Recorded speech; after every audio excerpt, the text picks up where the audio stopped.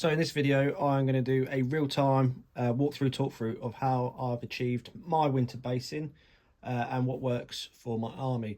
The only decision I've still got to make is what colour I'm going to paint sort of the rims of all the bases, but I'll cross that bridge when I come to it. So very simple methods. I'm using Vallejo thick mud, it's the European earth. I've got some sort of brown wood chip flock, and then I've also got a white flock. Might potentially use a bit of Citadel snow texture in this one, but we'll see. But follow through and see what it looks like. Okay, so what I've got here is a Winter German Observer. I've not glued him in place, but he is primed because I need to get around to the back of this equipment here. This is a sort of a 4-step method, but I'm going to add one additional step in, which is going to be the use of these little snapped off bits of rosemary here. As you can see, because the model sits on a bit of a lip on a metal plate, his feet are off the ground, so whilst the earth will build some of that up, I want to use one of these logs just as if he sort of sat there with his feet resting or braced against it, and then I've got 2 other ones that I'm going to sort of stand up. And once again, I'm trying to achieve that, not necessarily the Ardennes, but a wooded region. It's been shelled, and obviously it's winter. The base for this one's going to be slightly different to my artillery, which is drying in the back, because he would have got into place in good time in my sort of impressions, and be sat down firm. So there'd be more snow on this, whereas the artillery piece, there's lots of moving parts, backward, forward, get the gun in, getting ammunition. So there's going to be sort of snow on the edges, but the main centre of it's going to be quite woody and wet. So I use a glue spreader, and I'm just going to apply this quite liberally around the model. Okay, so that's the first step done.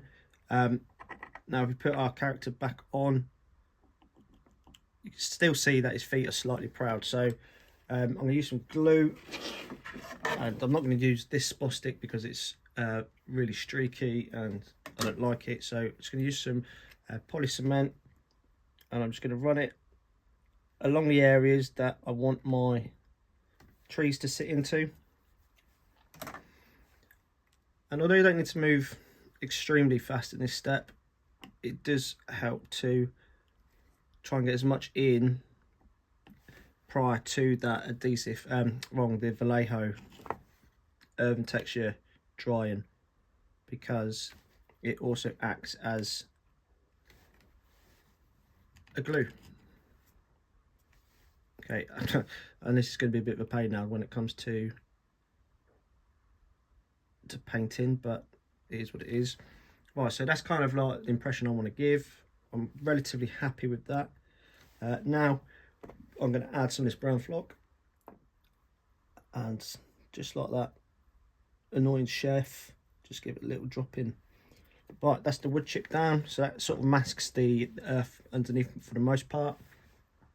And now the next step is to add the snow.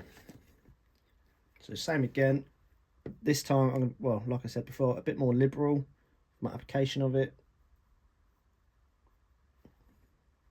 Not so much where he's sat, but definitely around the front. I want that to be left alone. Right, that's that step done. I'm going to add a tuft in now, or 2, and using it to bond with that Vallejo earth as well.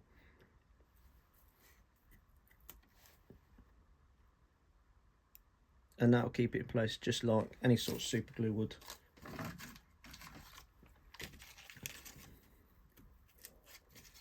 So both my different types of tufts are from Woodland Scenics. Just going to drop them in quite liberally, because this is, you know, a bit of a feature model, isn't it?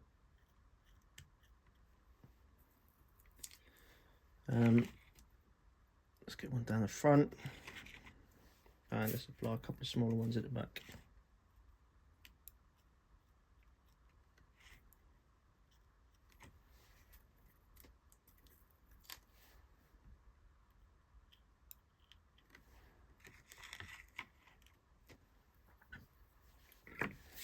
There we go. So So there we have it, the base for German artillery observer. Really quick and easy to do. What will happen once I have painted it up, I'll give it a spray of varnish, and then I will apply some more of the snowflock just sort of like to the top of the trees, and also the sort of bushes that I've just, or the grasses that I've just put in place.